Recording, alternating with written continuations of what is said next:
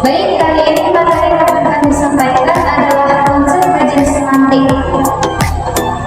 Langsung saja untuk mempersingkat waktu, materi yang pertama akan dijelaskan oleh rekan saya. Padanya dipersilakan.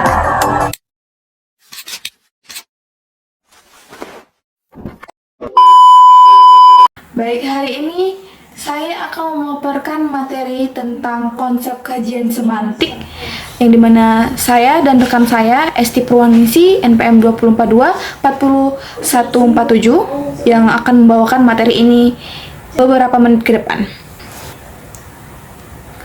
Baik, hakikat kajian semantik.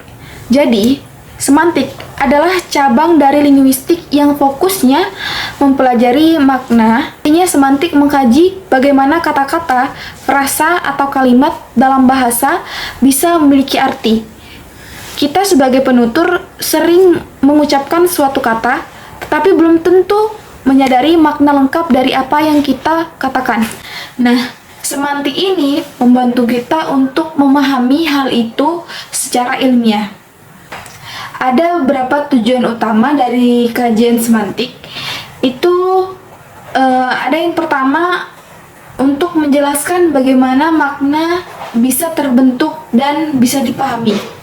Yang kedua, melihat hubungan antara kata dan realitas di dunia nyata.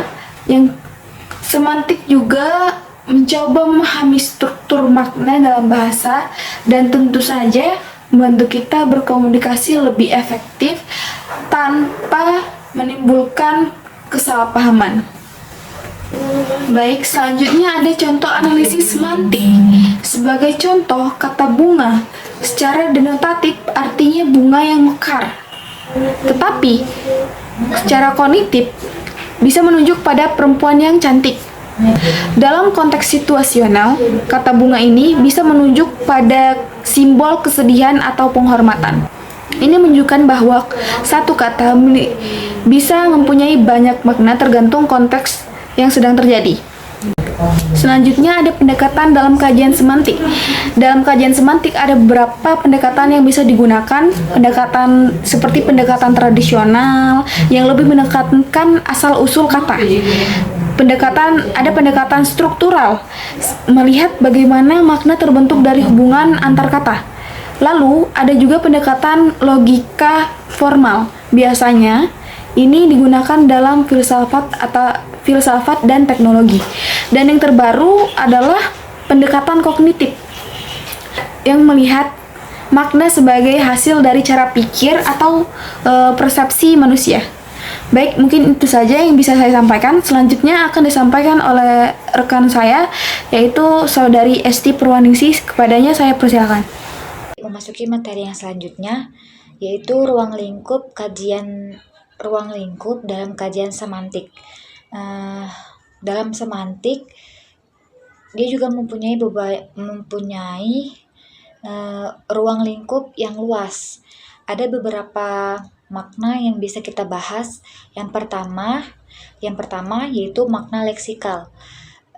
Makna leksikal yaitu makna kata secara kamus.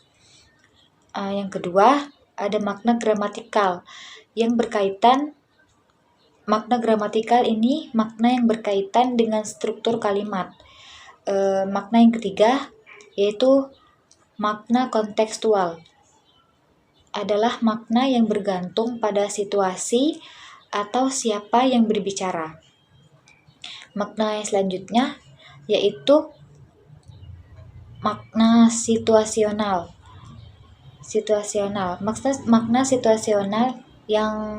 Makna situasional itu yaitu makna yang sangat dipengaruhi oleh budaya atau tempat kita berada. Karena di Indonesia itu ada banyak bahasa dan budaya. Baiklah, saya akan melanjutkan materi, yaitu peran semantik dalam komunikasi. Dalam komunikasi, semantik sangat berperan penting karena bisa membantu kita untuk memahami pesan dengan baik dan benar. Jika kita tidak atau kurang memahami makna atau maksud oleh orang tersebut, bisa menimbulkan kesalahpahaman. Selain itu, semantik juga berperan penting dalam dunia penerjemahan, seperti pengajaran bahasa, bahkan dalam teknologi seperti kecerdasan buatan atau Google Translate. Semantik juga mengkaji hubungan antara beberapa makna. Misalnya yang pertama itu ada sinonim. Sinonim adalah kata yang mirip maknanya seperti besar dan gigantik. Adapun yang kedua yaitu antonim. Antonim adalah lawan kata seperti panas dan dingin. Selanjutnya yang ketiga itu ada hiponim. Hiponim adalah bagian dari sesuatu yang lebih besar. Contohnya mawar. Mawar itu hiponim dari bunga. Seperti yang lebih besar, seperti itu.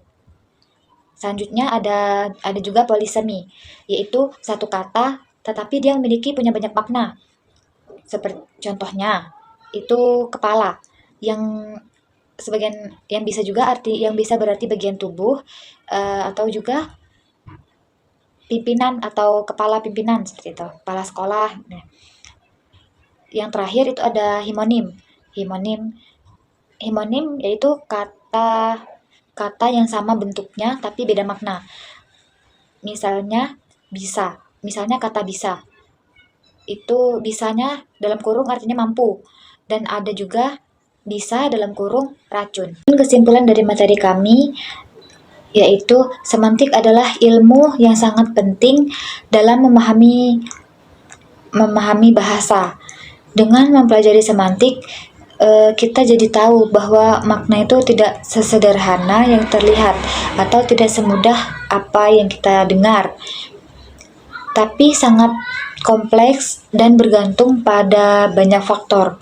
Semantik juga sangat berguna dalam kehidupan sehari-hari, terutama untuk meningkatkan efektivitas komunikasi kita dengan orang lain.